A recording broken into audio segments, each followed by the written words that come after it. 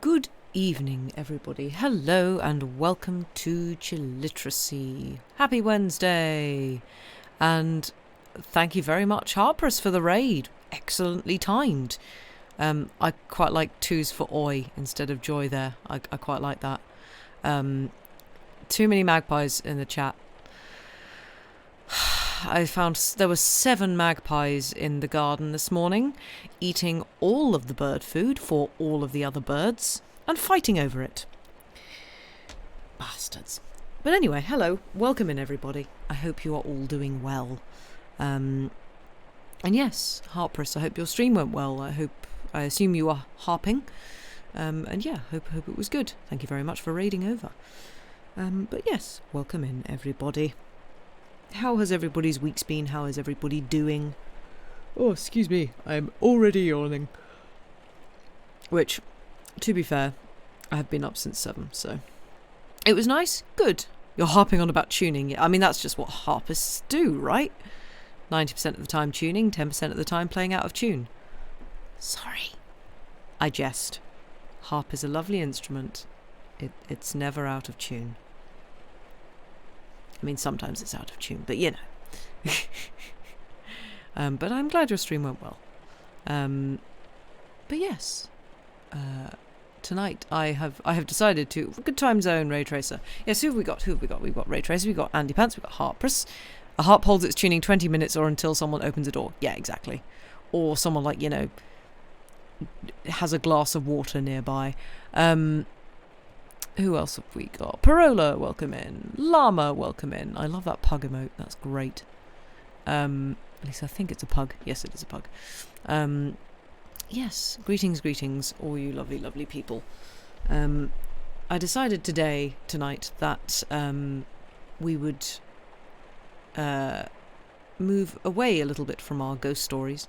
And I bought a collected stories of Katherine Mansfield a little while back, and in this collection alone there are 91 stories, so she wrote a heck of a lot, and I really like her writing, so we're going to read some of those. You're out in the snow roasting marshmallows. Ooh, that sounds great. I hope you are wrapped up very warm, and I hope the marshmallows are very yummy. That does sound rather fantastic for this time of year. Yeah, it's kind of just been a bit rainy and bleh here, which is a shame. And my poor little car has been parked in a lay-by nearby because we've got like a skip and vans and things in the driveway because we're getting our bathrooms redone. It's all very exciting. But it has meant that my poor little car is very cold every time I get into it. Which, to be fair, it is anyway, but for some reason it being parked about 30 seconds walk down the road means that it feels even colder. That works, right? But yes, some of you may have noticed, if any of you click on our About section on Twitch, we've had a little rejig of the About section. Oh, excuse me. Which should hopefully mean that it's a little bit less janky, because it was a bit... We couldn't quite work out how to sort out all the Twitch panels and stuff. So instead, I have attempted to sort of streamline things a little bit more, but we shall see if it works. I think it works. I have been busy this afternoon. I mean, I've just been busy today, but it snowed slush today. Fun times to be working with firewood. Oh, yes, that's not fun. Damp firewood. Yay. But yes, hopefully that makes our About section on Twitch just a little bit more user friendly. But yes, it's just been pouring rain here all day. Ugh, fun.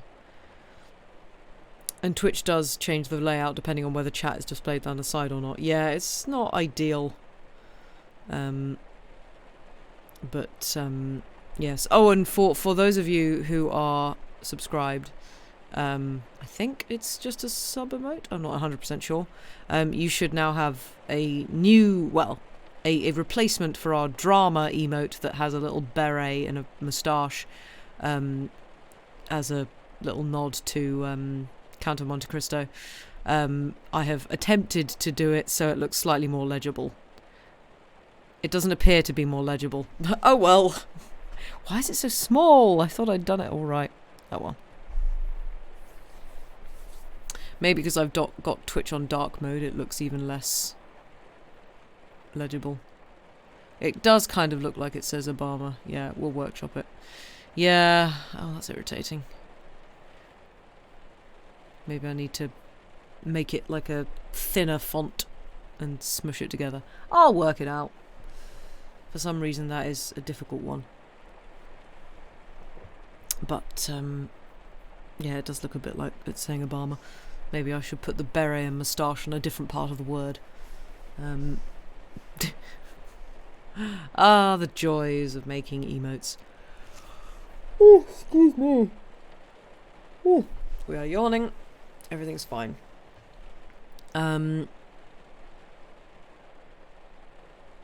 Just read his memoir. What, hang on, Obama or,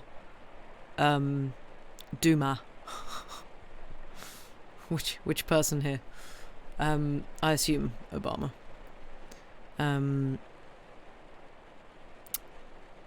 But yeah. Did we have anything else we needed to talk about at all? Patreon, for those people who aren't aware that it exists now for us, we now have a Patreon. It's all very exciting. Yeah, that does look like Obama. Oh well, I'll fix it. I'll fix it in post. Also, just looking, we are getting close to our little Twitch goal that we set ourselves of 300 followers. We're getting there. Whee! Which will be very exciting when that happens. I feel like we should do something special for that. No idea what. We'll work something out. But yeah, I guess we should get started on some stories. The ones we've got today are fairly short, but I have 4 of them. So in theory, they should work out quite nicely. This is quite a hefty tome, this book. Yeah, it's rather chonky. So, oops, sorry, I just punched the microphone with a book. Doing well, doing very well. But yes. So for those of you who do not know who Katherine Mansfield was, Katherine Mansfield unfortunately died at the tender age of 34 of TB, I think. But she's kind of a little bit of a icon in that, I mean, not an icon in the sense that everybody knows about her and stuff, but she, in her own sort of little quiet bohemian way, she was very much someone who was a feminist and a bit of a covert LGBTQ icon. She had dalliances with many of her female friends. I'm saying that with hopefully audible quotation marks. Obviously for someone at that time that was scandalous. But gal pals, exactly. Yes. So I think she may have been bi. I'm not 100% sure. But yeah, absolutely. Oh my god, is that a rainbow capybara playing a rainbow harp? Harpress, that is a fantastic emote. I love it. That's really good. But yeah, so she was pretty cool. And they were roommates, exactly. Also, welcome in, Yoro Kamiko, I assume. Apologies if I butchered that. Yeah, that was a great emote, Harpress. I love it. So yeah, quite, and a lot of her stuff is a lot of it's kind of not plotless exactly, but a lot of it is Yoro is fine. Fab, I shall call you Yoro. A lot of it is kind of vibes, I guess. It's sort of quite descriptive, quite stream of consciousness kind of writing. Very, very lovely writing. I really, really enjoy her style. And I was saying to Sam earlier, I feel like her writing is to me what Mary Wilkins Freeman's writing was to Sam when he started reading her stuff. I was like, oh, I really like this. So yeah, but it's lovely. I mean, it's always great to read female authors' works, and this is my attempt to try and read more from female authors this year, certainly. But yes, a lot of her stuff is about sort of her experience as a woman, which is not necessarily from her perspective, but from characters' perspectives, and therefore it's quite interesting. So yeah, I like it. When I have a moment, take a peek at your Twitch page. A full version of that art is there. Oh, I will, absolutely. Sounds absolutely excellent. Love it. Oh, yep. Shout out for Harpers, of course. For those of you who don't know Harpers, you all do. Go listen to cool harp things. So yes. But if we are all sitting comfortably, I believe Sam has links to things. Turns out, Katherine Mansfield, really easy to find links to her stuff. Hooray! We like that. That is great. Oh yeah, she was also from New Zealand. And I think, I want to say, was pretty good and outspoken about like the treatment of the indigenous population there. I think she had quite a few like Maori friends, and was quite good about, you know, being a decent ally and friend to the Maori community. Maybe wrong there, but I'm pretty sure that is what I have gleaned. But for the first story, we're going to read. There's some very good titles here. This one's called Bliss. I have the link somewhere. I don't know if Sam also has it. I did send it his way. He might be able to put it up. There we go. Marvellous. Splendid. Excellent. Other such things. So yes, if we are all sitting comfortably, I'm not doing a New Zealand accent before anybody asks, because I will offend everybody. Oh, it was waiting for me to say which one. Oh, sorry. Also, excellent timing, Lady Mephistopheles. Welcome in. I'm just about to start. So, without further ado, let us begin with Bliss by Katherine Mansfield. Although Bertha Young was 30, she still had moments like this when she wanted to run instead of walk, to take dancing steps on and off the pavement, to bowl a hoop, to throw something up in the air and catch it again, or to stand still and laugh at nothing. At nothing, simply. What can you do if you are 30 and, turning the corner of your own street, you are overcome suddenly by a feeling of bliss, absolute bliss, as though you'd suddenly swallowed a bright piece of that late afternoon sun, and it burned in your bosom, sending out a little shower of sparks into every particle, into every finger and toe? Oh, is there no way you can express it without being drunk and disorderly? How idiotic civilization is. Why be given a body if you have to keep it shut up in a case like a rare, rare fiddle? No, that about the fiddle is not quite what I mean, she thought, running up the steps and feeling in her bag for the key. She'd forgotten it, as usual, and rattling the letterbox. It's not what I mean because... Thank you, Mary. She went into the hall. Is Nurse back? Yes'm. And has the fruit come? Yes'm, everything's come. Bring the fruit up to the dining room, will you? I'll arrange it before I go upstairs.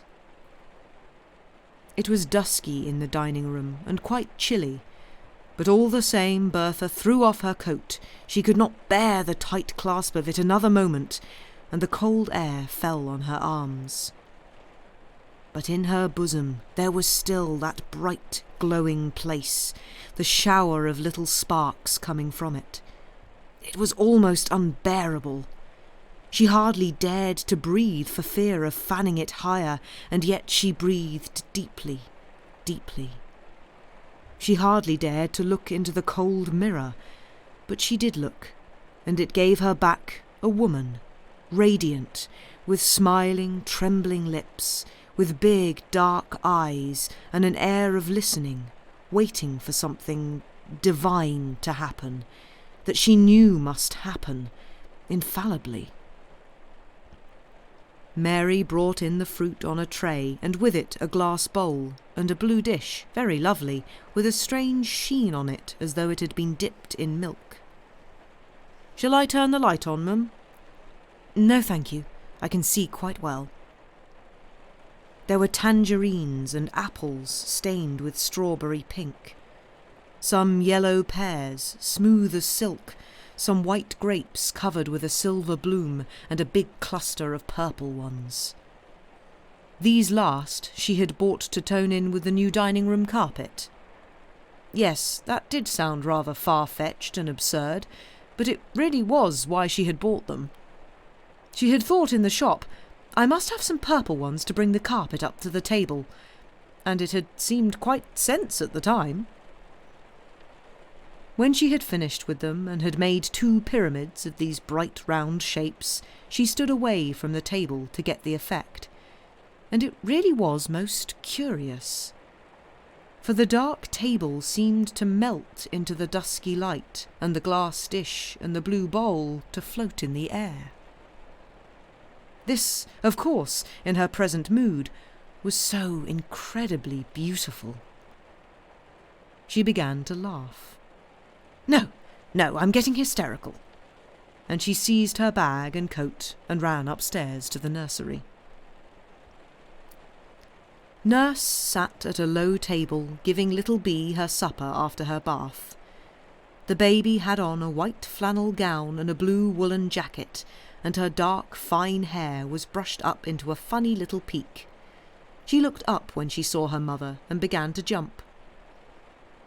"Now, my lovey, eat it up like a good girl," said the nurse, setting her lips in a way that Bertha knew, and that meant she had come into the nursery at another wrong moment.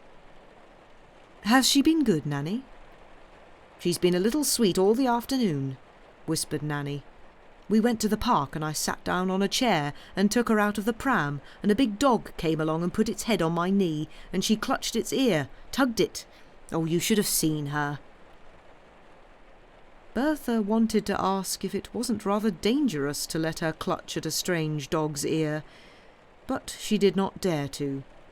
She stood watching them, her hands by her side, like the poor little girl in front of the rich little girl with the doll.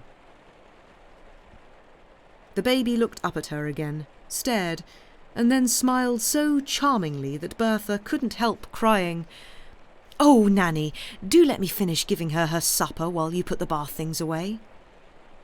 "Well, she oughtn't to be changed hands while she's eating," said Nanny, still whispering. "It unsettles her. It's very likely to upset her." How absurd it was. Why have a baby if it has to be kept, not in a case like a rare, rare fiddle, but in another woman's arms? "Oh, I must," said she. Very offended, Nanny handed her over. "Now, don't excite her after supper. You know you do, ma'am, and I have such a time with her after." Thank heaven. Nanny went out of the room with the bath towels. "Now I've got you to myself, my little precious," said Bertha as the baby leaned against her. She ate delightfully, holding up her lips for the spoon and then waving her hands. Sometimes she wouldn't let the spoon go, and sometimes, just as Bertha had filled it, she waved it away to the 4 winds. When the soup was finished, Bertha turned round to the fire. "You're nice, you're very nice," said she, kissing her warm baby. "I'm fond of you. I like you." And indeed, she loved little Bee so much, her neck as she bent forward, her exquisite toes as they shone transparent in the firelight, that all her feeling of bliss came back again, and again she didn't know how to express it, what to do with it. "You're wanted on the telephone," said Nanny, coming back in triumph and seizing her little Bee. Down she flew. It was Harry. "Oh, is that you, Burr? Look here, I'll be late. I'll take a taxi and come along as quickly as I can, but get dinner put back 10 minutes, will you? All right. Yes, perfectly. Oh, Harry. Yes? What had she to say? She'd nothing to say.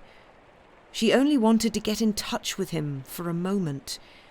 She couldn't absurdly cry, "Hasn't it been a divine day?" "What is it?" rapped out the little voice. Nothing. Entendu, said Bertha, and hung up the receiver, thinking how much more than idiotic civilization was. They had people coming to dinner. The Norman Knights, a very sound couple. He was about to start a theatre, and she was awfully keen on interior decoration. A young man, Eddie Warren, who had just published a little book of poems and whom everybody was asking to dine, and a find of Bertha's called Pearl Fulton. What Miss Fulton did, Bertha didn't know. They had met at the club, and Bertha had fallen in love with her, as she always did fall in love with beautiful women who had something strange about them. The provoking thing was that, though they had been about together and met a number of times and really talked, Bertha couldn't make her out. Up to a certain point, Miss Fulton was rarely wonderfully frank, but the certain point was there, and beyond that she would not go. Was there anything beyond it? Harry said no, voted her dullish and cold like all blonde women, with a touch, perhaps, of anemia of the brain.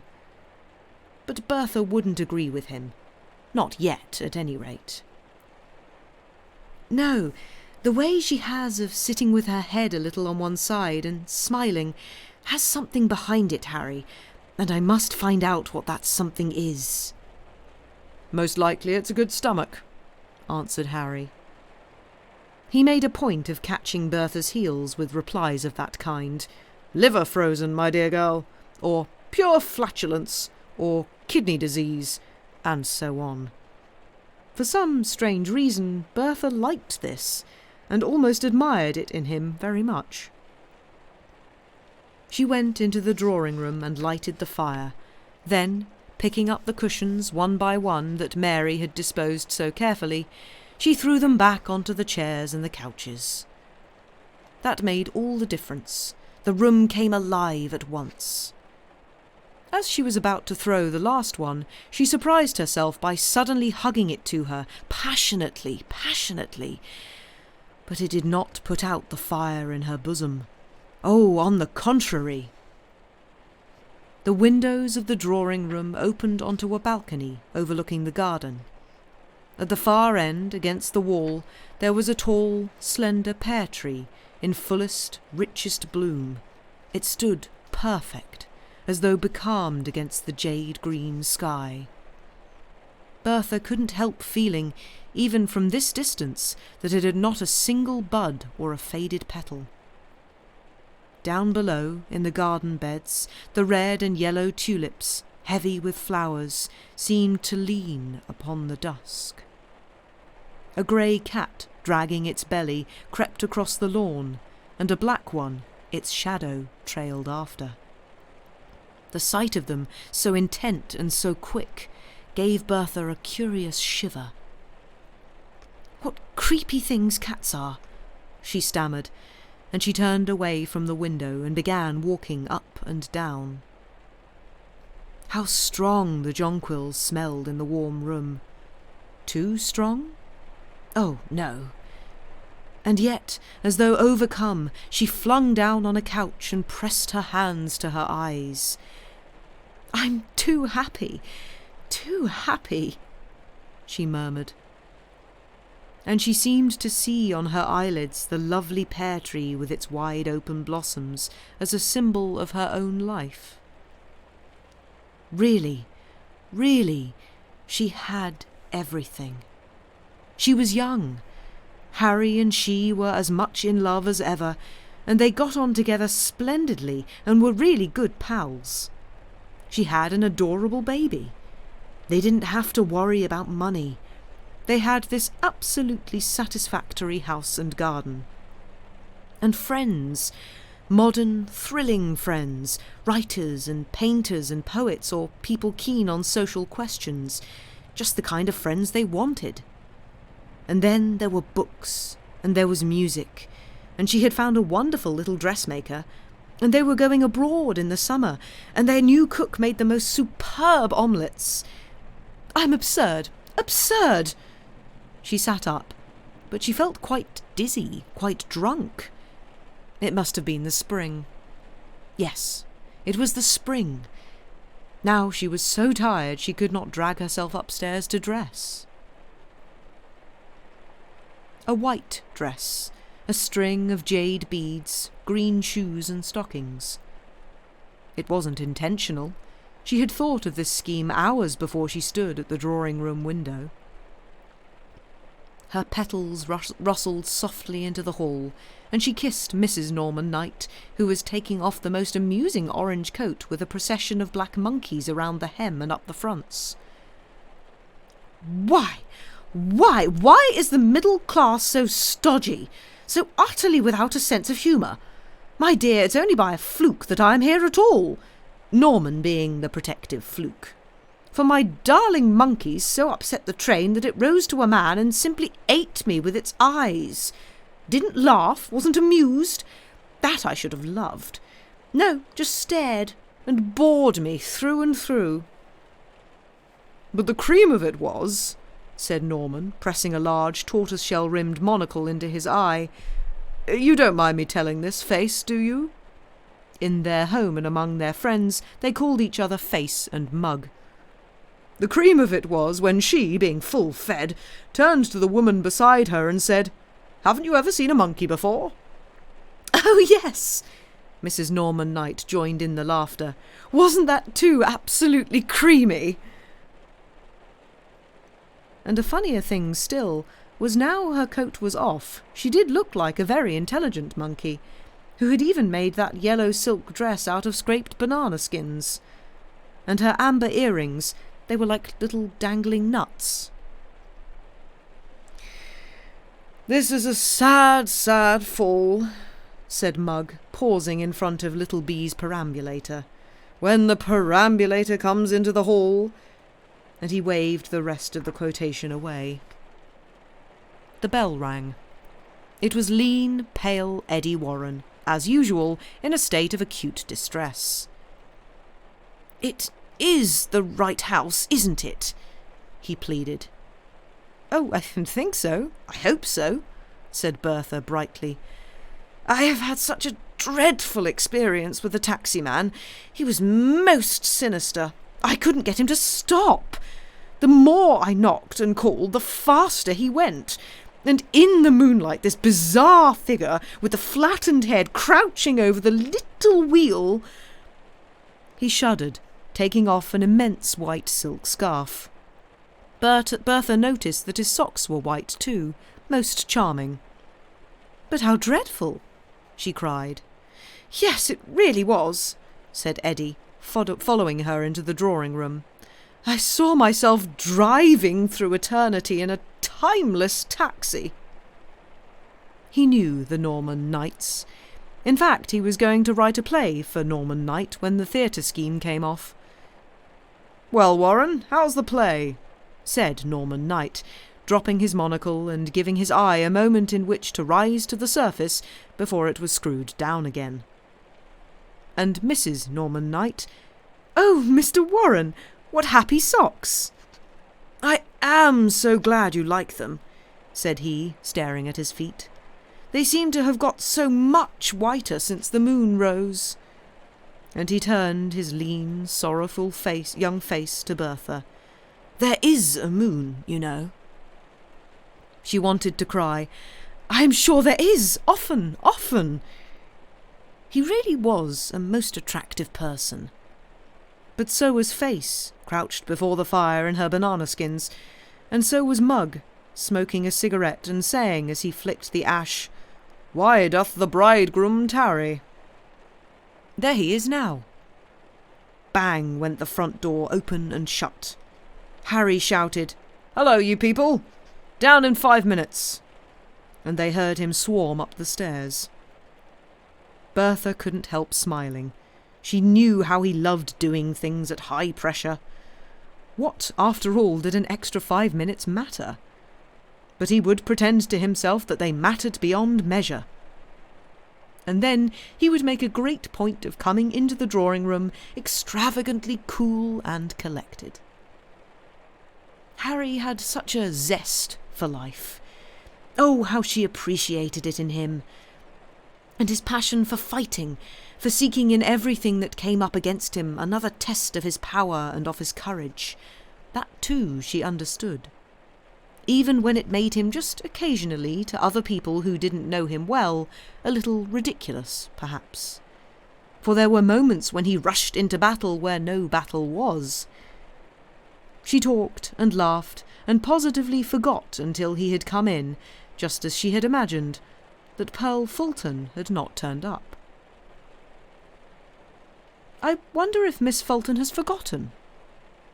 "I expect so," said Harry. "Is she on the phone?" "Ah, there's a taxi now."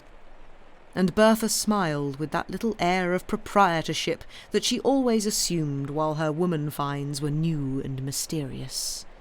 She lives in taxis. "She'll run to fat if she does," said Harry coolly, ringing the bell for dinner. "Frightful danger for blonde women." "Harry, don't," warned Bertha, laughing up at him. Came another tiny moment while they waited, laughing and talking, just a trifle too much at their ease, a trifle too unaware. And then Miss Fulton, all in silver, with a silver fillet binding her pale blonde hair, came in smiling, her head a little on one side. "Am I late?" "No, not at all," said Bertha. "Come along." And she took her arm and they moved into the dining room. What was there in the touch of that cool arm that could start blazing the fire of bliss that Bertha did not know what to do with? Miss Fulton did not look at her, but then she seldom did look at people directly. Her heavy eyelids lay upon her eyes, and the strange half-smile came and went upon her lips, as though she lived by listening rather than seeing. But Bertha knew, suddenly, as if the longest, most intimate look had passed between them, as if they had said to each other, "You too?" That Pearl Fulton, stirring the beautiful red soup in the grey plate, was feeling just what she was feeling. And the others? Face and Mug, Eddie and Harry, their spoons rising and falling, dabbing their lips with their napkins, crumbling bread, fiddling with the forks and glasses and talking. "I met her at the Alpha show. The weirdest little person. She not only cut off her hair, but she seemed to have taken a dreadfully good snip off her legs and arms and her neck and her poor little nose as well." "Isn't she very liée with Michael Oates?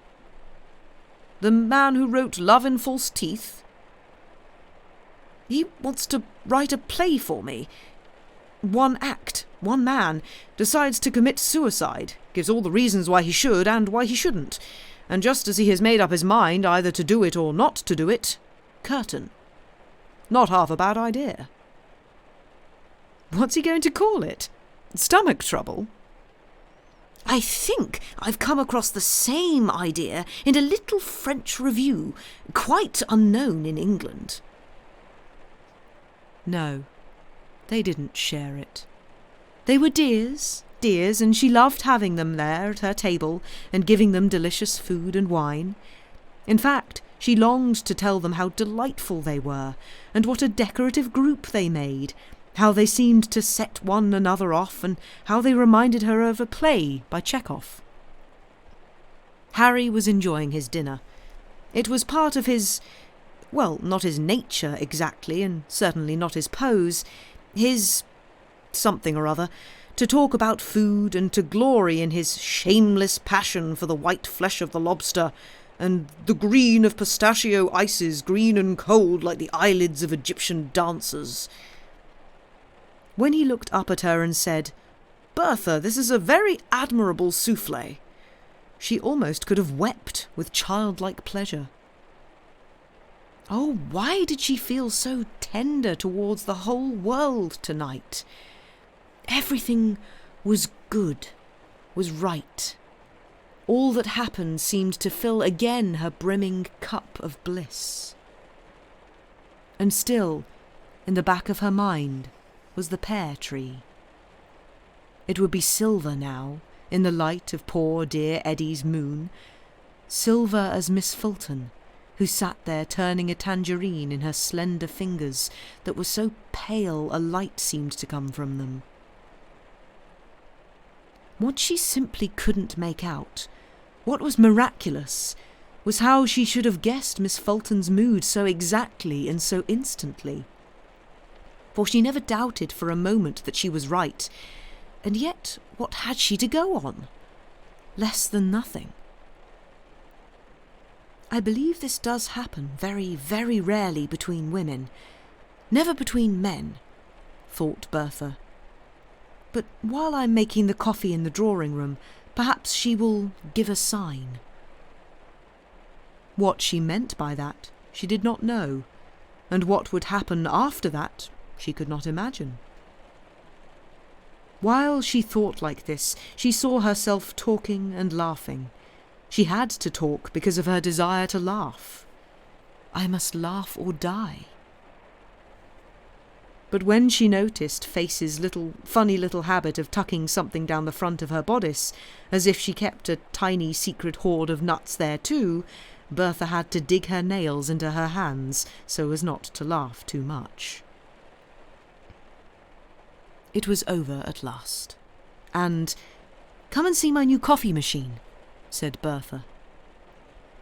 "We only have a new coffee machine once a fortnight," said Harry. Face took her arm this time. Miss Fulton bent her head and followed after. The fire had died down in the drawing-room to a red, flickering nest of baby phoenixes, said Face. "Don't turn up the light for a moment. It is so lovely." And down she crouched by the fire again. She was always cold, without her little red flannel jacket, of course, thought Bertha. At that moment, Miss Fulton gave the sign. "Have you a garden?" said the cool, sleepy voice. This was so exquisite on her part that all Bertha could do was to obey. She crossed the room, pulled the curtains apart, and opened those long windows. "There," she breathed. And the two women stood side by side, looking at the slender, flowering tree. Although it was so still, it seemed like the flame of a candle to stretch up, to point, to quiver in the bright air, to grow taller and taller as they gazed, almost to touch the rim of the round, silver moon. How long did they stand there, both, as it were, caught in that circle of unearthly light, understanding each other perfectly, creatures of another world, and wondering what they were to do in this one with all this blissful treasure that burned in their bosoms and dropped in silver flowers from their hair and hands. Forever, for a moment. And did Miss Fulton murmur, "Yes, just that," or did Bertha dream it?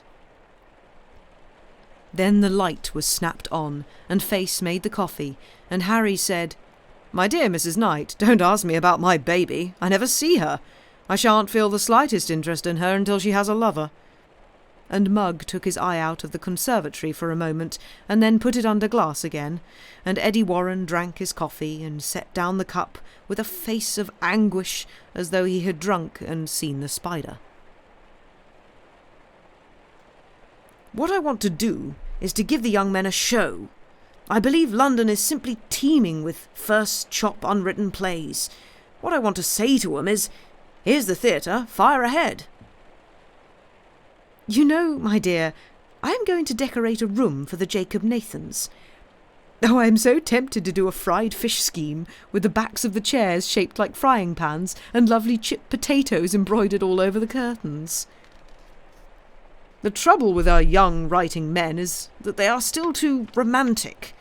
You can't put out to sea without being seasick and wanting a basin. Well, why won't they have the courage of those basins? A dreadful poem about a girl who was violated by a beggar without a nose in a little wood. Miss Fulton sank into the lowest, deepest chair, and Harry handed round the cigarettes. From the way he stood in front of her, shaking the silver box and saying abruptly, "Egyptian, Turkish, Virginian, they're all mixed up," Bertha realised that she not only bored him, he really disliked her. And she decided from the way Miss Fulton said, "No, thank you, I won't smoke," that she felt it too, and was hurt. "Oh, Harry, don't dislike her. You are quite wrong about her. She's wonderful, wonderful. And besides, how can you feel so differently about someone who means so much to me? I shall try to tell you when we are in bed tonight what has been happening, what she and I have shared."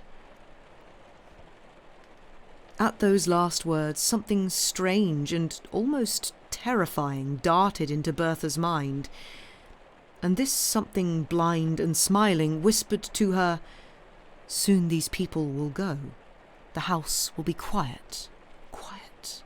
The lights will be out, and you and he will be alone together in the dark room, the warm bed." She jumped up from her chair and ran over to the piano. "What a pity someone does not play," she cried. "What a pity someone does not play." For the first time in her life, Bertha Young desired her husband. Oh, she'd loved him. She'd been in love with him, of course, in every other way, but just not in that way. And equally, of course, she'd understood that he was different. They'd discussed it so often. It had worried her dreadfully at first to find that she was so cold, but after a time it had not seemed to matter. They were so frank with each other, such good pals. That was the best of being modern. But now, ardently, ardently, the word ached in her ardent body. Was that what that feeling of bliss had been leading up to? But then... "My dear," said Mrs. Norman Knight, "you know our shame. We are the victims of time and train. We live in Hampstead. It's been so nice." "I'll come with you into the hall," said Bertha. "I loved having you, but you must not miss the last train. That's so awful, isn't it?" "Have a whisky night before you go?" called Harry. "No thanks, old chap." Bertha squeezed his hand for that as she shook it. "Good night, goodbye," she cried from the top step, feeling that this self of hers was taking leave of them forever. When she got back into the drawing room, the others were on the move. "Then you can come part of the way in my taxi." "I shall be so thankful not to have to face another drive alone after my dreadful experience." "You can get a taxi at the rank just at the end of the street. You won't have to walk more than a few yards." "That's a comfort. I'll go and put on my coat." Miss Fulton moved towards the hall, and Bertha was following, when Harry almost pushed past. "Let me help you." Bertha knew that he was repenting his rudeness. She let him go. What a boy he was in some ways, so impulsive, so simple. And Eddie and she were left by the fire.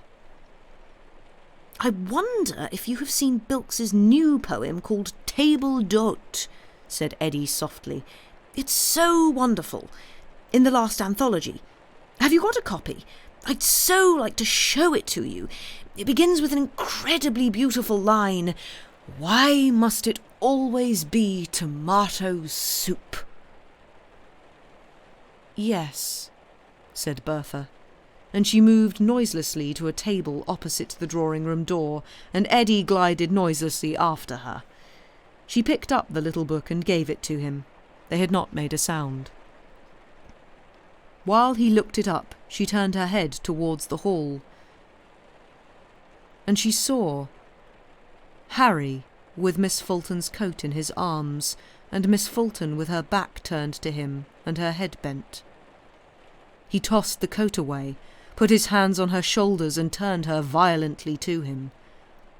His lips said, "I adore you," and Miss Fulton laid her moonbeam fingers on his cheeks and smiled her sleepy smile. Harry's nostrils quivered, his lips curled back in a hideous grin while he whispered, "Tomorrow." And with her eyelids, Miss Fulton said, "Yes." "Here it is," said Eddie. "Why must it always be tomato soup? It's so deeply true, don't you feel? Tomato soup is so dreadfully eternal." "If you prefer," said Harry's voice very loud from the hall, "I can phone you a cab to come to the door." "Oh, no, it's not necessary," said Miss Fulton, and she came up to Bertha and gave her the slender fingers to hold. "Goodbye. Thank you so much." "Goodbye," said Bertha. Miss Fulton held her hand a moment longer. "Your lovely pear tree," she murmured. And then she was gone, with Eddie following, like the black cat following the grey cat. "I'll shut up shop," said Harry, extravagantly cool and collected. Your lovely pear tree, pear tree, pear tree. Bertha simply ran over to the long windows. "Oh, what is going to happen now?" she cried. But the pear tree was as lovely as ever, and as full of flower, and as still. The end.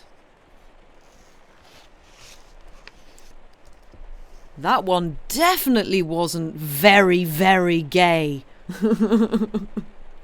Also, hi Diana! You came in at an excellent point. The eternal soup, yes. Why must it always be tomato soup? Yes. Hello, welcome in. Thank you very much for resubscribing. I hope you're... Gay soup time. Yes, we are reading some Katherine Mansfield, who is decidedly gay. Sorry, she's dead.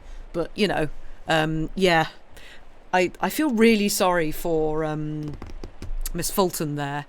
It's just like, the husband... I mean, the husband is obviously an arse from the get-go. And... yeah, and, like, he's doubly an arse. And this friend, Miss Fulton, has just been like, we're both... I just like the fact that it's just like... I needed her to give me a sign. It's just like, this is just like 1800s version of the gaydar. It's just like these two women sitting there going, "Are you going? Are you going? Yeah. Okay, cool. Lovely specific moods tonight, yep." So, yes. Did quite enjoy that one. Although, yes, feel very sorry for Miss Fulton, who seems to be, like, yeah. She doesn't seem to particularly want to be having an affair with her husband there. But if only Bertha planted violets, indeed. We ride at the gayest hour. Yes, this is the thing. This is one of the many reasons I decided to read Katherine Mansfield's stories today, because it's just like I feel like our chat is very much a chat that appreciates this. Make a movie useless sapphic in short story form. Yeah, exactly. And I like the fact it's like, your pear tree is just like, that's what you mean. Yeah, you definitely mean just your pear tree. You don't just mean you're gay. Yay. So yes, Katherine Mansfield, a bicon, as one says, or if she had green carnations, yeah. So I did quite enjoy chat's commentary during that as they gazed. What is this feeling? It's all the gay. Yep. Much harder to hang a handkerchief to indicate if you don't have any pockets. Yep. But gonna change your standard response of "oh mood" to "oh soup." Yep. Tomato soup. The eternal tomato soup is so dreadfully eternal. It's just such a good quote. It's such a stupid quote, but such a good one. Now I kind of want someone to write a play that begins with, unless this is an actual play that exists, but it feels like it might be a made-up one that just opens with the "why does it always have to be tomato soup?" Just, I don't know. It's great. A rainbow handkerchief in the décolletage. Yeah, or like a rainbow silk scarf or something. I have a very soothing voice and it's making your tired brain happy. Oh, well, thank you very much, Yoru. That's very kind of you. I am glad. You need that quote on a t-shirt? Merch. Yeah, I knew that would be the response. Yes, that is tempting. Tomato soup is so dreadfully eternal, or why does it always have to be tomato soup? Do we need a tomato soup emote? Maybe we need a tomato soup emote. Possibly. But yes, I really enjoyed that one. Also, yeah, whoever it was who was saying just like, who? Oh, it was Yoru, yeah. Forgotten keys, several thoughts at a time, not being able to stand, having a coat on herself, no big light, extremely perceptive. Why do you get neurospicy vibes? Oh, absolutely. Like, yeah, very, very much getting that kind of vibes from her.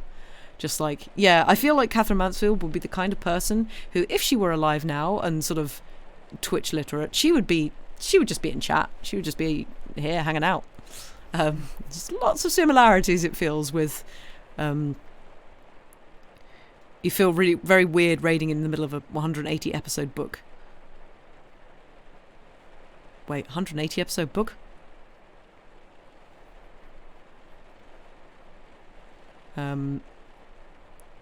But oh yes, for all you Polish people, I do actually have like more details on my concert, which I will send to various of you. Assuming just exaggeration, not actual.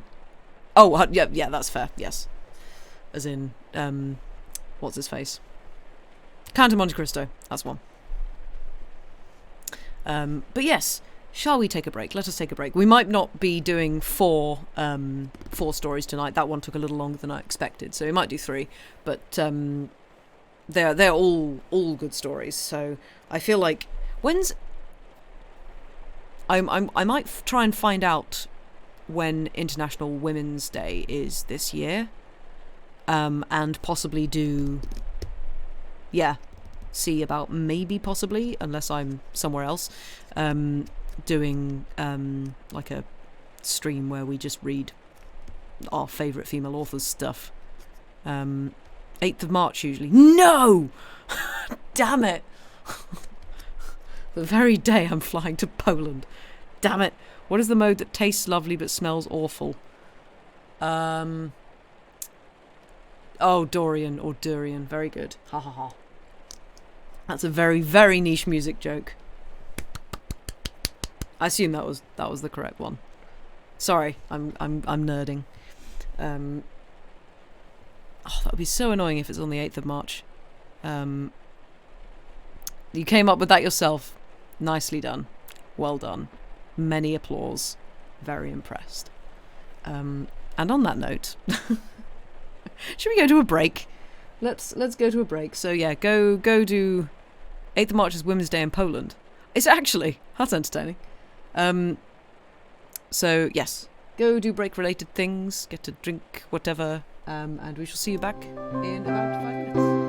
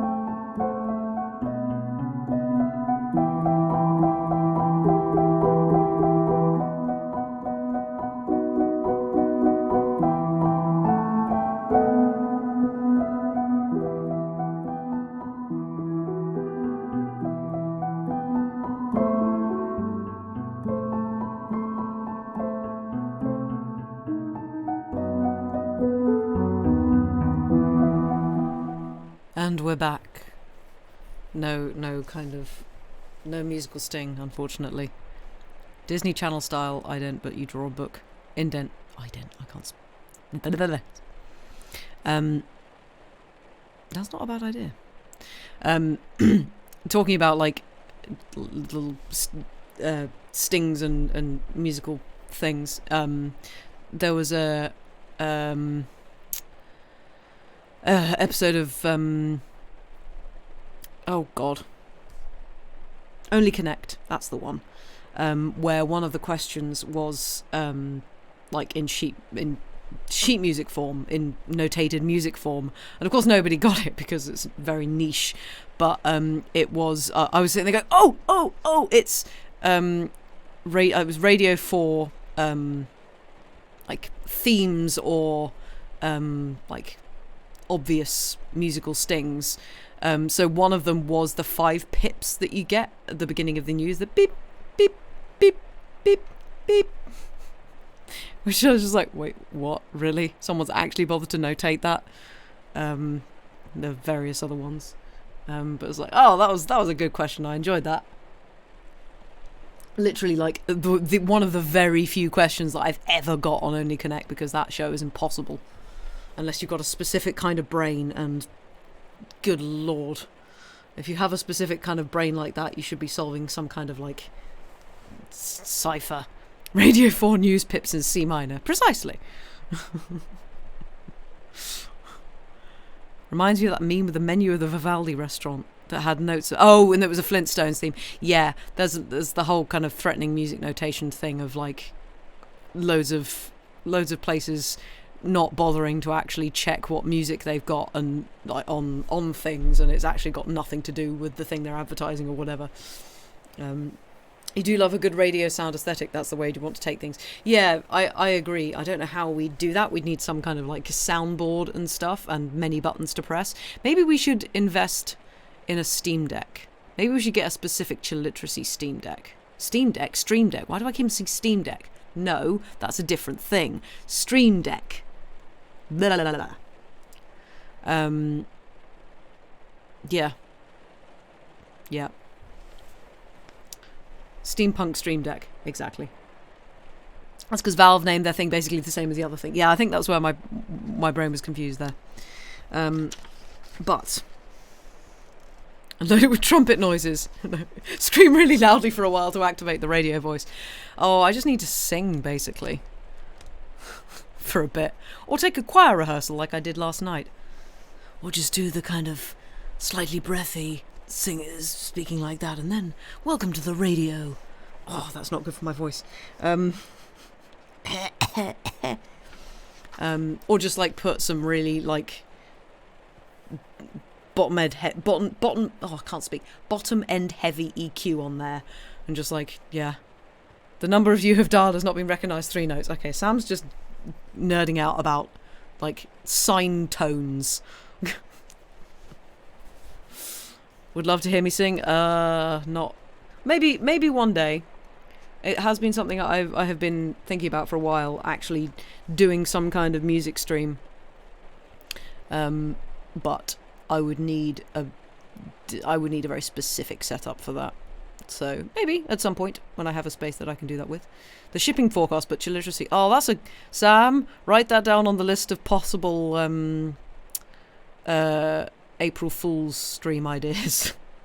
Was that my sad Victorian waif cough? No, my sad Victorian waif cough is... Hijack the TLJ studio. Yeah, tempting. Lock all the doors. Oh, for God's sake, Stream Elements. I'm slightly concerned that Stream Elements is sentient, because it keeps on doing that at opportune moments. And I did not make that command. That was not even a command. I did not make that happen. Sam did. Lucy is absolutely here, yes. God. You'd be 1,000% here with your chill literacy musical episode. I shall have a think. We shall see. But on that note, if you pardon the pun about notes, I think we shall continue. So this next one is called The Singing Lesson, because we were on music, so I thought this would be a good one. And And there are a couple of tunes in here, or, well, words that are obviously meant to be tunes. I have no idea what they're meant to be. So I might just improv. We'll see how it goes. You might actually get me singing on this one. So yes, if we're all sitting comfortably, if we all have various beverages and things and stuff. Heart press, stop doing puns. I'm not doing it. But yes, if we're all sitting comfortably, then we shall start The Singing Lesson by Katherine Mansfield. With despair, cold, sharp despair, buried deep in her heart like a wicked knife, Miss Meadows, in cap and gown and carrying a little baton, trod the cold corridors that led to the music hall. Girls of all ages, rosy from the air and bubbling over with that gleeful excitement that comes from running to school on a fine autumn morning, hurried, skipped, fluttered by. From the hollow classrooms came a quick drumming of voices. A bell rang. A voice like a bird cried, "Muriel!" And then there came from the staircase a tremendous knocking. Someone had dropped her dumbbells. The science mistress stopped Miss Meadows. "Good morning," she cried in her sweet, affected drawl. "Isn't it cold? It might be winter." Miss Meadows, hugging the knife, stared in hatred at the science mistress. Everything about her was sweet, pale, like honey. You would not have been surprised to see a bee caught in the tangles of that yellow hair. "It is rather sharp," said Miss Meadows grimly. The other smiled her sugary smile. "You look frozen," said she. Her blue eyes opened wide. There came a mocking light in them. Had she noticed anything? "Oh, no, not quite as bad as that," said Miss Meadows, and she gave the science mistress, in exchange for her smile, a quick grimace, and passed on. Forms 4, 5 and 6 were assembled in the music hall. The noise was deafening. On the platform by the piano stood Mary Beasley, Miss Meadows' favourite, who played accompaniments. She was turning the music stool. When she saw Miss Meadows, she gave a loud warning, "Shh, girls!" And Miss Meadows, her hands thrust in her sleeves, the baton under her arm, strode down the centre aisle, mounted the steps, turned sharply, seized the brass music stand, planted it in front of her, and gave 2 sharp taps with her baton for silence. "Silence, please! Immediately!" And, looking at nobody, her glance swept over that sea of coloured flannel blouses with bobbing pink faces and hands, quivering butterfly hair bows and music books outspread. She knew perfectly well what they were thinking. Meady is in a wax? Well, let them think it. Her eyelids quivered. She tossed her head, defying them. What could the thoughts of those creatures matter to someone who stood there bleeding to death, pierced to the heart, by such a letter? "I feel more and more strongly that our marriage would be a mistake. Not that I do not love you. I love you as much as it is possible for me to love any woman, but, truth to tell, I have come to the conclusion that I am not a marrying man, and the idea of settling down fills me with nothing but—" and the word disgust was scratched out lightly and regret written over the top. "Basil!" Miss Meadows stalked over to the piano, and Mary Beasley, who was waiting for this moment, bent forward. Her curls fell over her cheeks while she breathed, "Good morning, Miss Meadows," and she motioned towards rather than handed to her mistress a beautiful yellow chrysanthemum. This little ritual of the flower had been gone through for ages and ages, quite a term and a half. It was as much part of the lesson as opening the piano. But this morning, instead of taking it up, instead of tucking it into her belt. While she leant over Mary and said, "Thank you, Mary, how very nice. Turn to page 32. What was Mary's horror when Miss Meadows totally ignored the chrysanthemum, made no reply to her greeting, but said in a voice of ice, "Page 14, please, and mark the accents well." Staggering moment.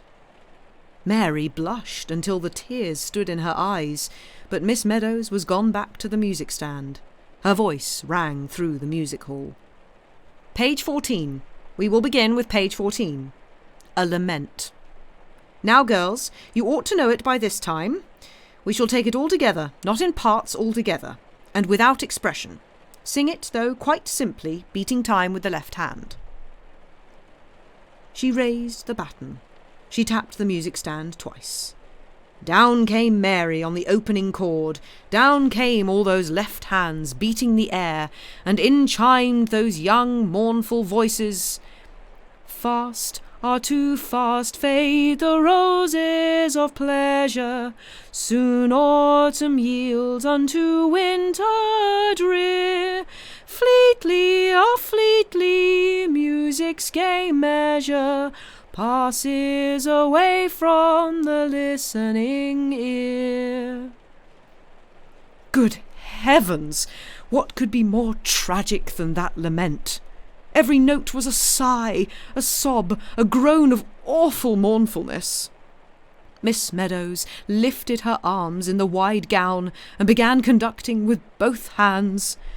"I feel more and more strongly that our marriage would be a mistake," she beat, and the voices cried, "Fleetly, Fleetly." What could have possessed him to write such a letter? What could have led up to it? It came out of nothing. His last letter had been all about a fumed oak bookcase he had bought for our books, and a natty little hall stand he had seen, and a very neat affair with a carved owl on a bracket holding 3 hat brushes in its claws. How she had smiled at that! So like a man to think one needed 3 hat brushes. "From the listening ear," sang the voices. "Once again," said Miss Meadows, "but this time in parts, still without expression. Fast, too fast." With the gloom of the contraltos added, one could scarcely help shuddering. "Fade the roses of pleasure." Last time he had come to see her, Basil had worn a rose in his buttonhole. How handsome he had looked in that bright blue suit with that dark red rose! And he knew it too. He couldn't help knowing it. First he stroked his hair, then his moustache. His teeth gleamed when he smiled. "The headmaster's wife keeps on asking me to dinner. It's a perfect nuisance. I never get an evening to myself in that place." "But can't you refuse?" "Oh, well, it doesn't do for a man in my position to be unpopular." "Music's gay measure," wailed the voices. The willow trees outside the high, narrow windows waved in the wind. They had lost half their leaves. The tiny ones that clung wriggled like fishes caught on a line. "I am not a marrying man." The voices were silent. The piano waited.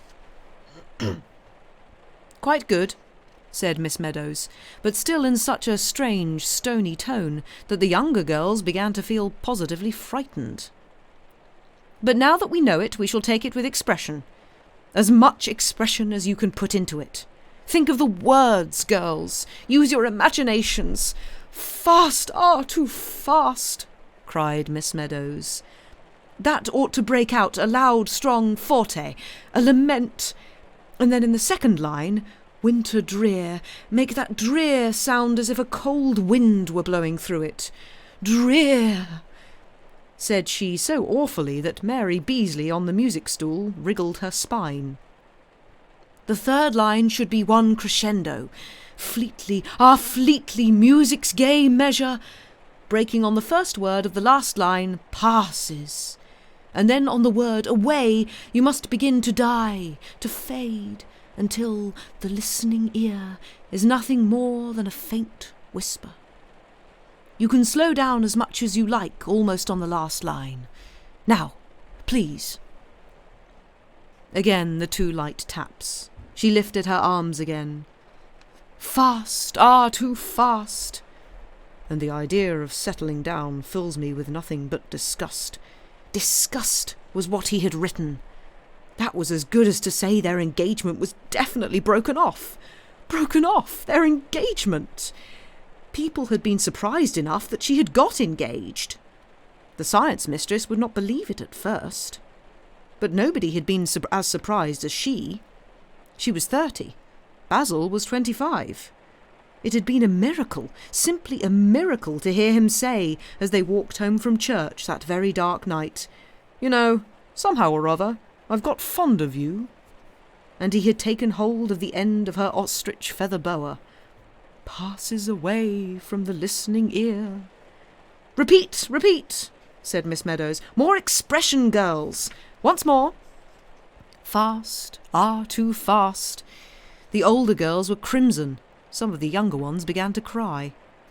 Big spots of rain blew against the windows, and one could hear the willows whispering, "Not that I do not love you." "But, my darling, if you love me," thought Miss Meadows, "I don't mind how much it is. Love me as little as you like." But she knew he didn't love her. Not to have cared enough to scratch out that word disgust so that she couldn't read it. Soon autumn yields unto winter drear. She would have to leave the school too. She could never face the science mistress or the girls after it got known. She would have to disappear somewhere. Passes away. The voices began to die, to fade, to whisper, to vanish. Suddenly the door opened. A little girl in blue walked fussily up the aisle, hanging her head, biting her lips, and twisting the silver bangle on her red little wrist. She came up the steps and stood before Miss Meadows. "Well, Monica, what is it?" "Oh, if you please, Miss Meadows," said the little girl, gasping, "Miss Wyatt wants to see you in the mistress's room." "Very well," said Miss Meadows, and she called to the girls, "I shall put you on your honour to talk quietly while I am away." But they were too subdued to do anything else. Most of them were blowing their noses. The corridors were silent and cold. They echoed to Miss Meadows' steps. The headmistress sat at her desk. For a moment she did not look up. She was, as usual, disentangling her eyeglasses, which had got caught in her lace tie.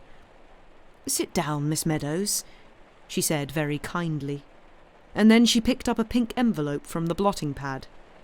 "I sent for you just now because this telegram has come for you."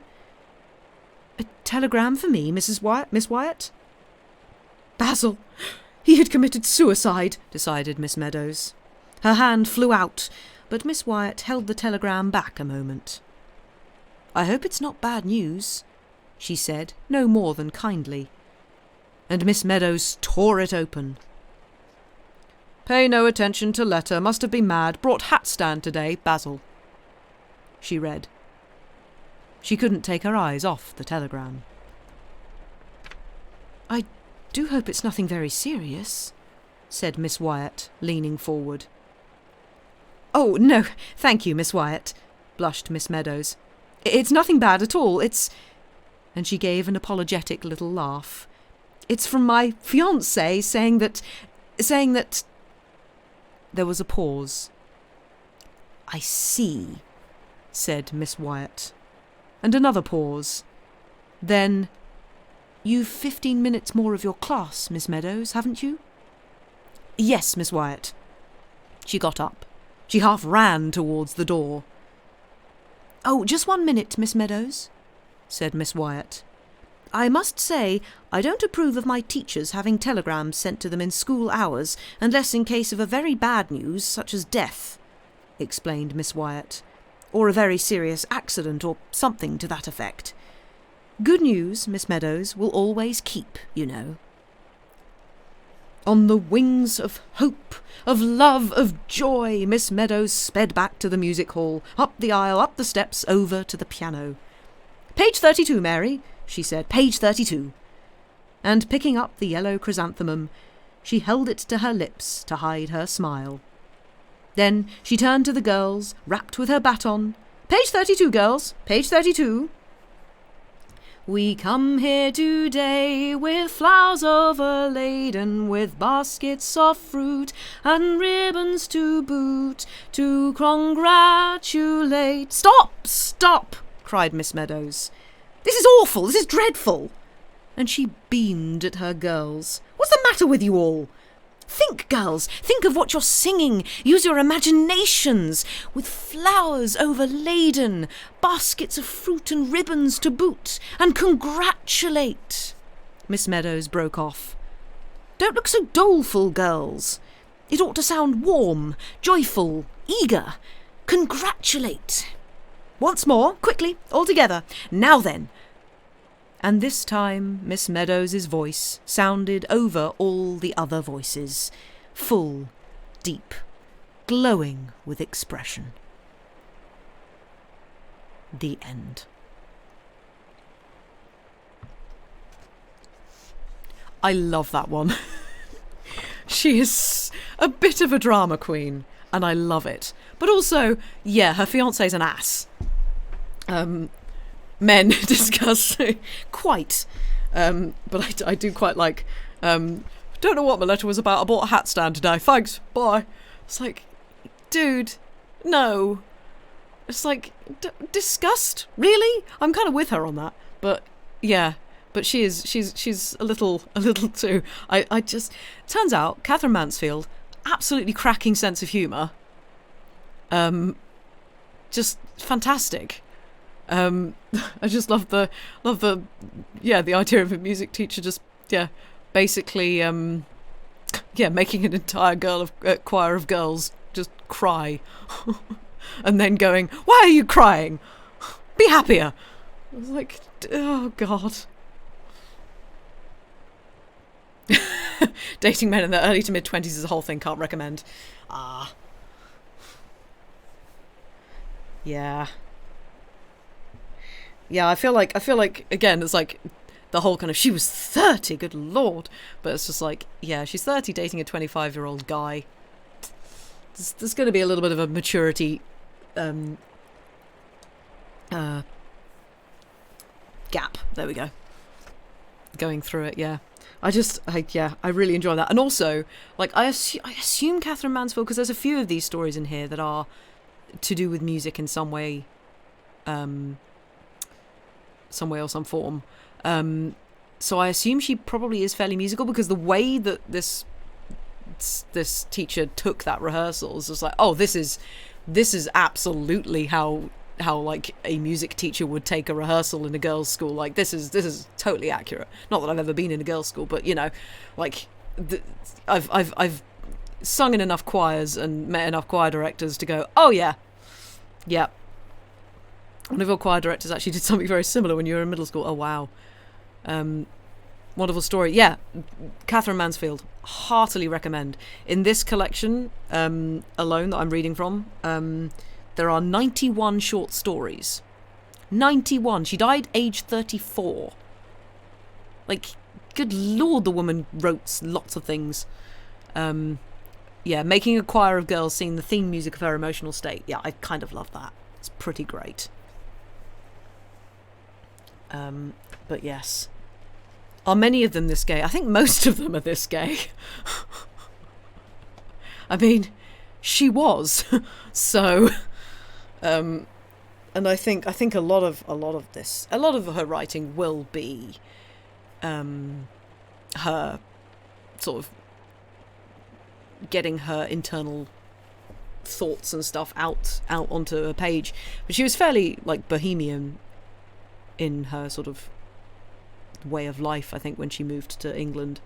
Her wiki page is fascinating. I know, right? She's a fascinating person, and again, to sort of have done so many things and died at the age of 34. Like, damn, the woman had a life.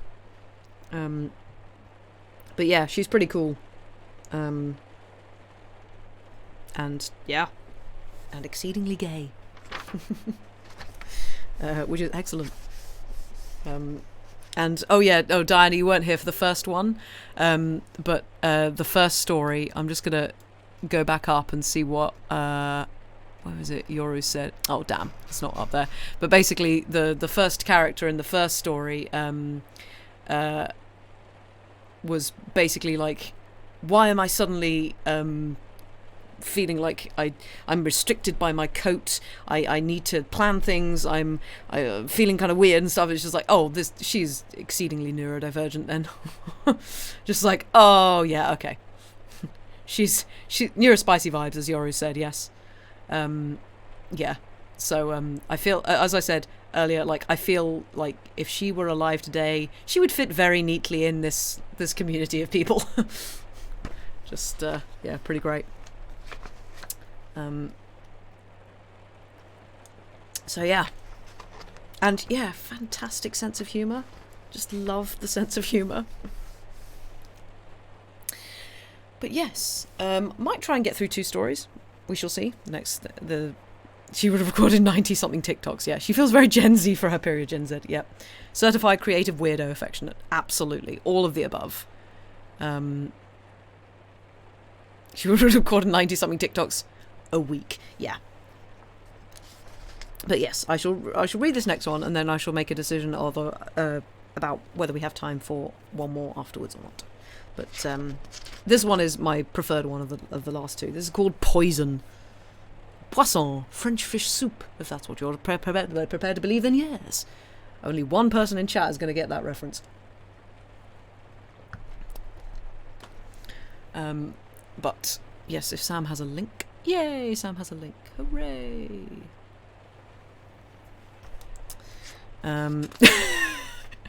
We found the person in chat who got the reference, everyone.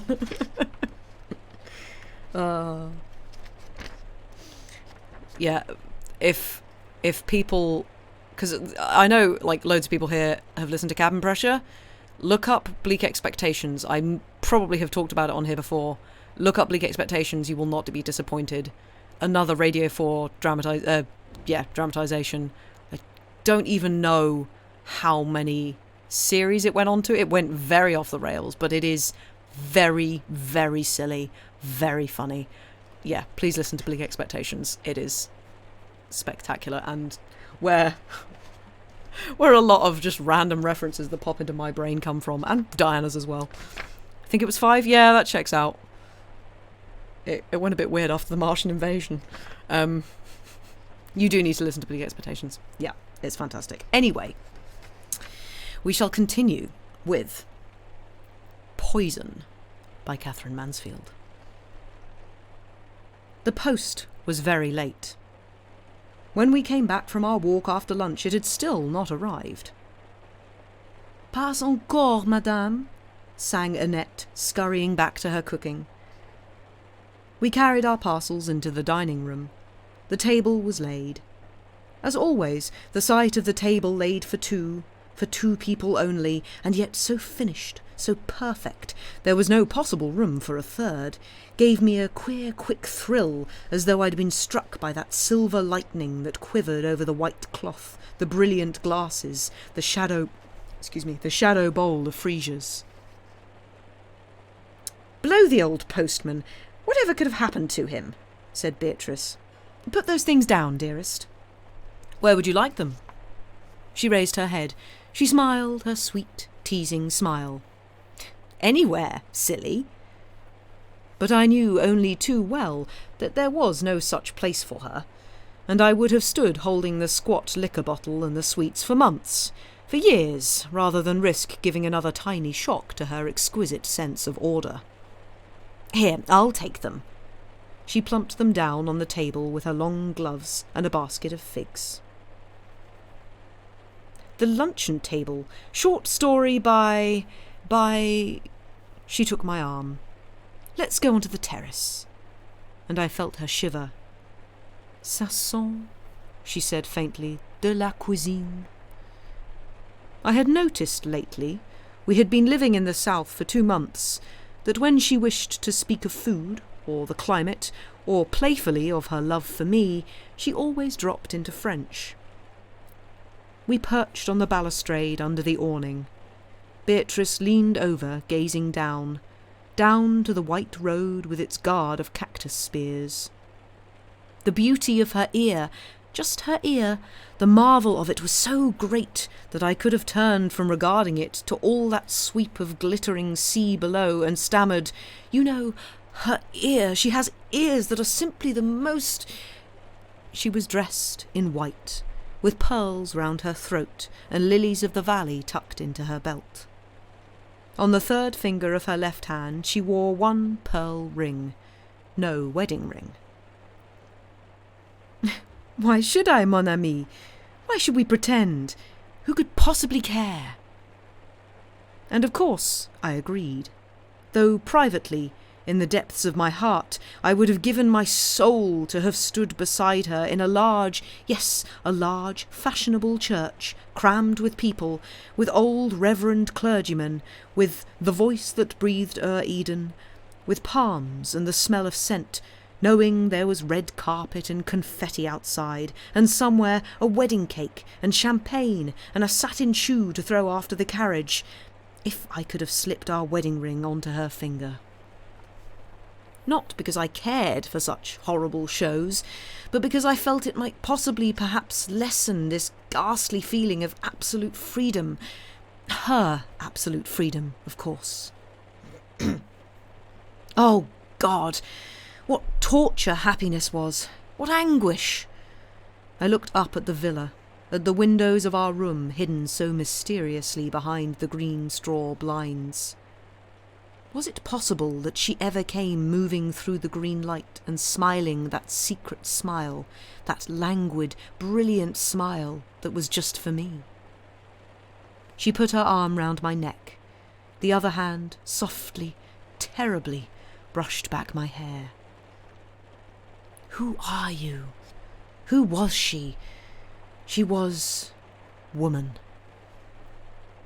On the first warm evening in spring, when lights shone like pearls through the lilac air and voices murmured in the fresh flowering gardens, it was she who sang in the tall house with the tulle curtains.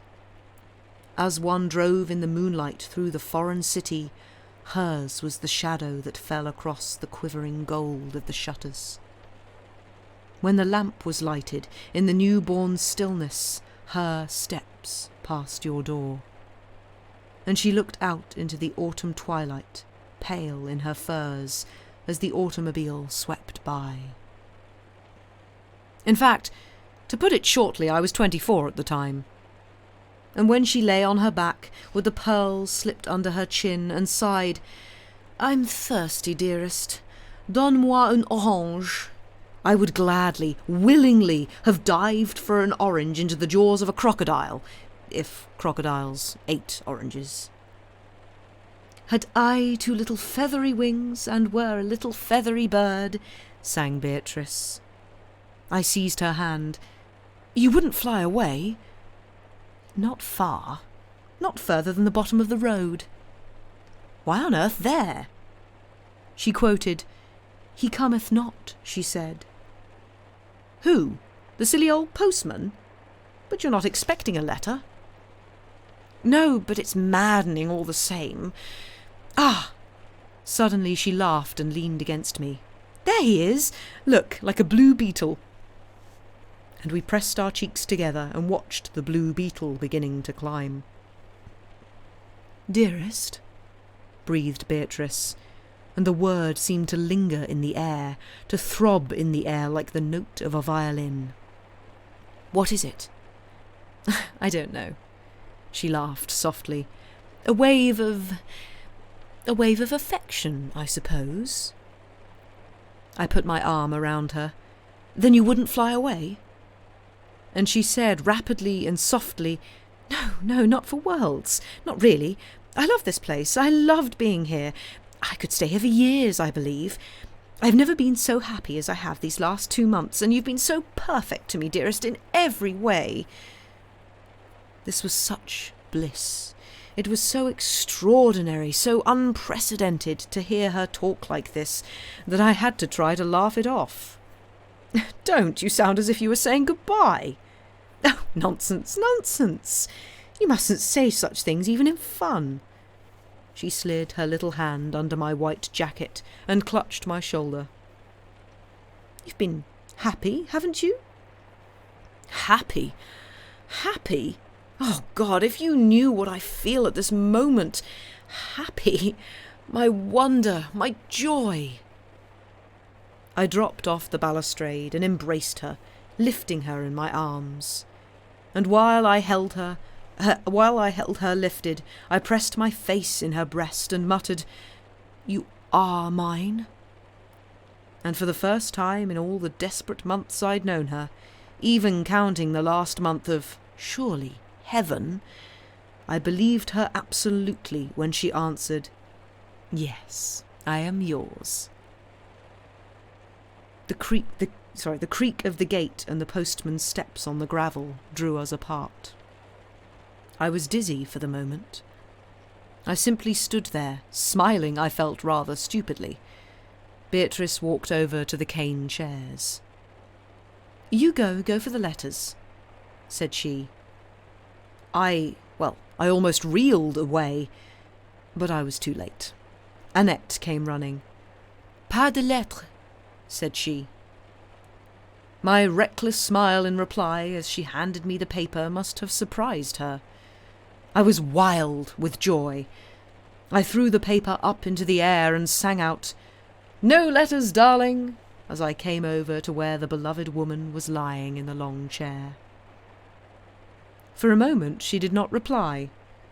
Then she said slowly, as she tore off the newspaper wrapper, "The world forgetting, by the world forgot."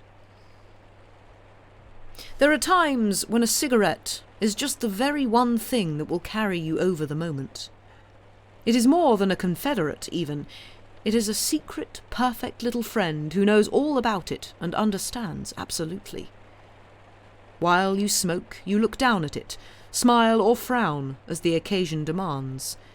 You inhale deeply and expel the smoke in a slow fan. This was one of those moments.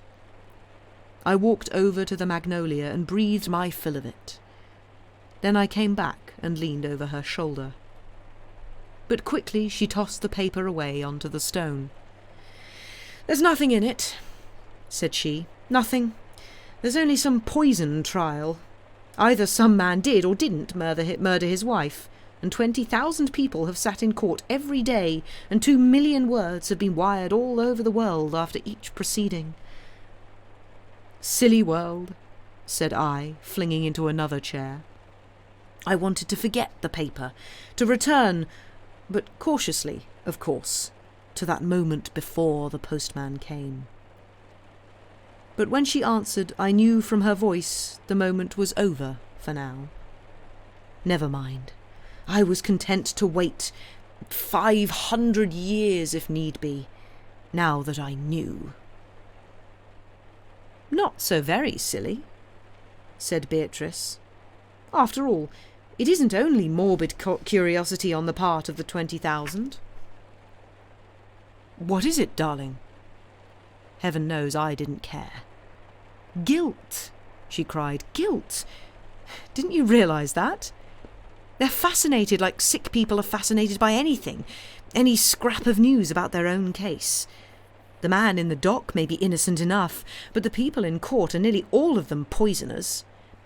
Haven't you ever thought," she was pale with excitement, "of the amount of poisoning that goes on? It's the exception to find married people who don't poison each other, married people and lovers. Oh," she cried, "the number of cups of tea, glasses of wine, cups of coffee that are just tainted. The number I've had myself and drunk, either knowing or not knowing, and risked it. The only reason why so many couples," she laughed, "survive is because the one is frightened of giving the other the fatal dose. That dose takes nerve. But it's bound to come sooner or later. There's no going back once the first little dose has been given. It's the beginning of the end, really. Don't you agree? Don't you see what I mean?" She didn't wait for me to answer. She unpinned the lilies of the valley and laid back, drawing them across her eyes. Both my husbands poisoned me, said Beatrice. My first husband gave me a huge dose almost immediately, but my second was really an artist in his way. Just a tiny pinch now and again, cleverly disguised. Oh, so cleverly. Until one morning I woke up, and in every single particle of me, to the ends of my fingers and toes, there was a tiny grain. I was just in time. I hated to hear her mention her husbands so calmly, especially today. It hurt. I was going to speak, but suddenly she cried mournfully, "Why? Why should it have happened to me? What have I done? Why have I been all my life singled out by—" It's a conspiracy. I tried to tell her it was because she was too perfect for this horrible world, too exquisite, too fine. It frightened people. I made a little joke. "But I haven't tried to poison you."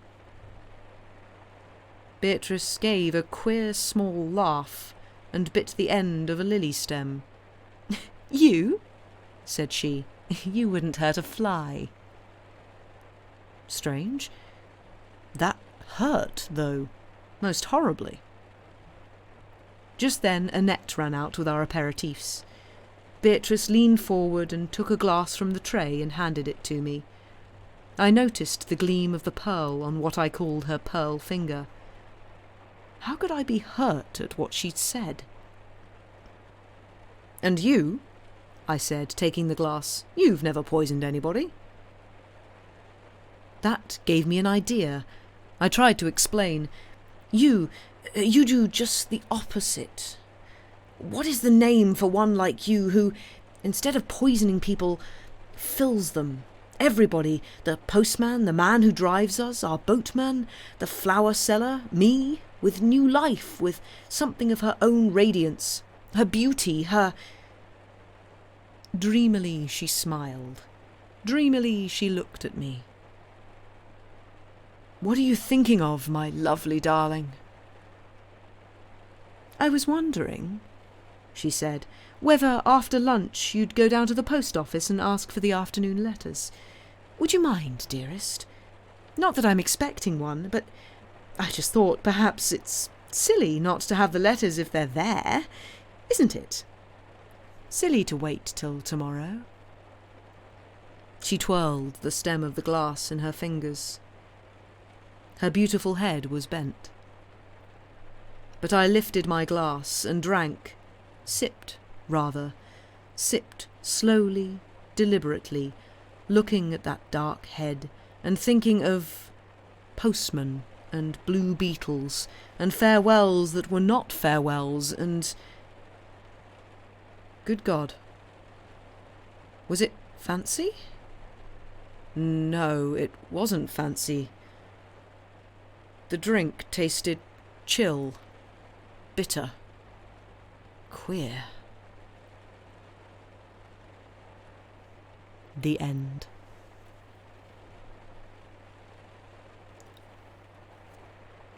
My money's on the fact that Beatrice and Annette are a couple and Beatrice is just killing off husbands.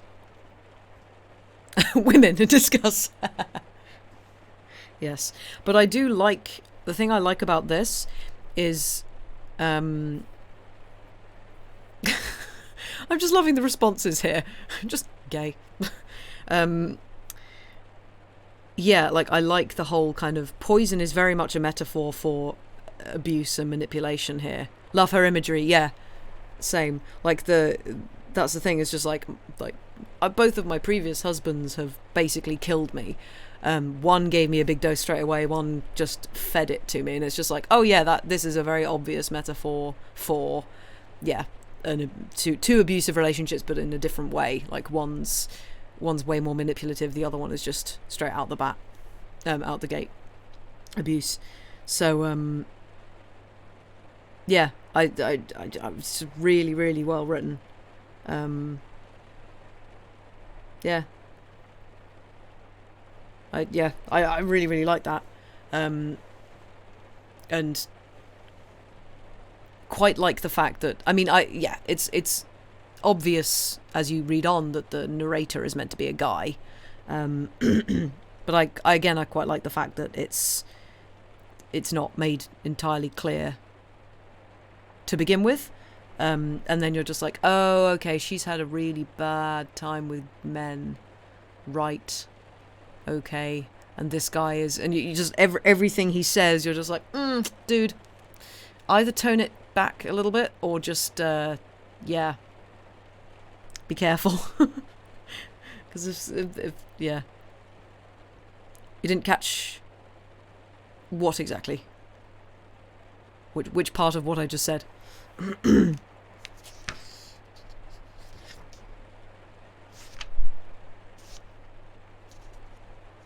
Oh, the narrator was a man. Yeah. Pretty sure it is. I would assume so because of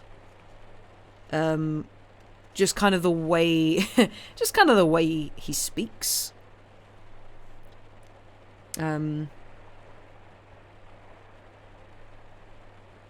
But I mean, again, it's open to interpretation.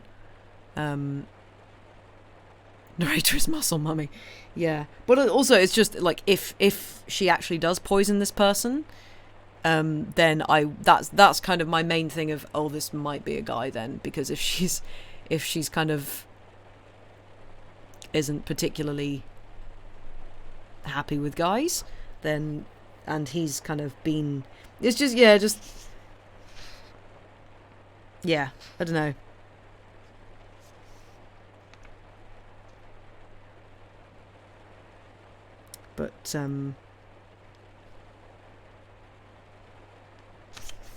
But yeah, I like the fact that pretty much all of the ones we've read so far are a woman narrator or an ambiguous narrator, and it's always good. Always good when that's a thing. But did quite enjoy Harper Sue going, "Lilies of the Valley, poisonous." I was like, huh. Okay. Gonna have to read that one back again and pay close attention. It's delightfully ambiguous. Yeah, that's the thing. It's like, it's maybe the poison is metaphorical. Yeah, it's like this could be the narrator's mind going, but also, like, it does say that she breaks off a bit of the stem of Lily of the Valley, and it's like she's got Lily of the Valley, and if that is poisonous, then it's like, ooh, okay. But yeah, I like the ambiguity after that. Of that, rather.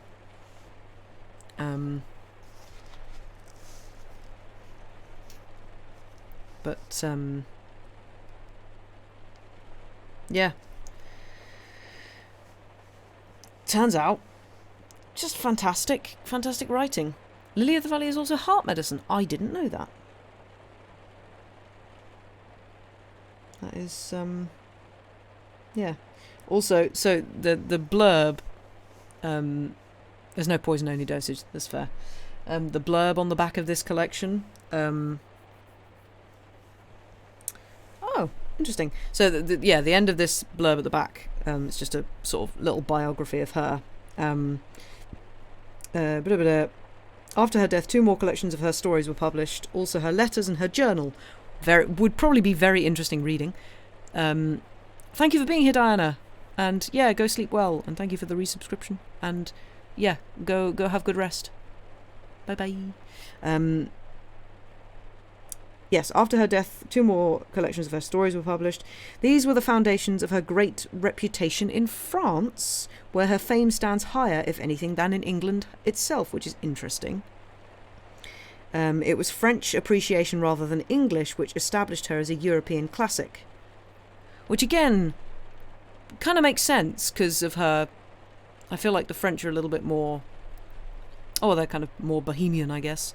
But I quite like, it was French appreciation rather than English which established her as a European classic for her tender humanity, her clarity, her wit, and courageous gaiety. And of course, gaiety is meant to be in a kind of happy way, but also I feel like the person who wrote this blurb knew what they were doing. They must do, because that's hilarious. Points to the biography writer there. Great job, 10 out of 10.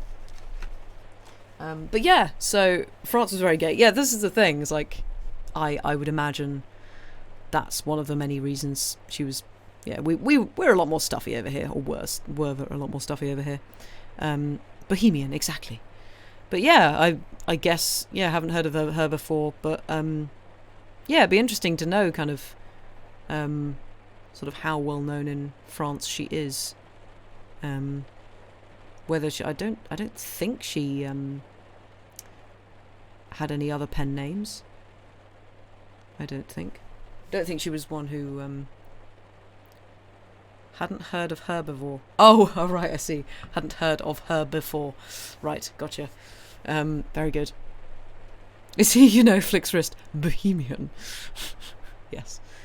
Oh yeah, Sam. So Sam and I, Sam has the box set of A Little Bit of Fry and Laurie. I assume there are people in chat who know of Fry and Laurie, as in Stephen Fry and Hugh Laurie, their sketch show of, don't know when was it? Was it the 70s? No, it must have been later than that. Anyway, Fry and Laurie. Oh, 80s. Okay, 89. But yeah, we started watching, rewatching a load of their episodes and stuff, and there's the absolute classic of these two gentlemen who can't say the word gay anymore, and then they go on to, it's like, oh, was it? Yeah. Can't say the word homosexual anymore. Yes, it's such a wonderful word. I remember when I used to say that, oh, Marjorie, the garden's looking very homosexual today. And it's just like, I love these men. this skit, I don't. Stephen Fry is an arse, but, back then, we were saying just how incredibly well they have aged. They're all so good still. Yeah, it's just absolutely fantastic, and they're still incredibly pertinent today. And he's an ass, but he does know how to deliver a wordy monologue. Oh yeah, I mean, half of the sketches are just Stephen, go. Yeah, so we were pleasantly surprised at how well they still hold up, and I was surprised, but also kind of not surprised at the fact that I can probably recite most of them word for word. I have a really weird memory when it comes to sketches and radio shows. You quote the songs from that show all the time with your family. Nice. Where is the lid? Hold the newsreader's nose squarely, waiter, or friendly milk will countermand my trousers. Yes. I can say this sentence without... It's never been said before. Yeah. Extrinsically. Anyway, I'm going to shut up, because you do not need me to start quoting Fry and Laurie at you, because I won't stop. Also, apologies if you just had a bang there. I just kicked my desk. Hardly any useful info sticks, just songs, memes, and quotes. Yep, checks out. Ditto. Right, let us see who we can go and raid. Ah, Stephen's not on. That's a shame. I mean, we could go and raid. And the completely unhinged, he's not my Mr. Dalliard. He's everybody's Mr. Dalliard. Yes. Mr. Dalliard. Yeah, Stephen doesn't seem to be streaming tonight. Sam, do you have any recommendations? Adam's streaming, but that is very much not a chill stream. And it would be nice to throw you all over to some chill streams. Underpants, you're off. That is fair enough. Go have a good rest of your evening, day, whatever. And thank you for being here. And in that case, if everybody's heading off, we shan't raid tonight. So thank you all very much indeed. Yes, everybody look up Katherine Mansfield, because she's awesome. And yeah, go have a good rest of your day, night, whatever time of the world it is. Time of the world, yes. Just leave it like that. And yeah, thank you all for being here, and we shall hopefully see you again on Saturday. So thank you all very much, and goodbye.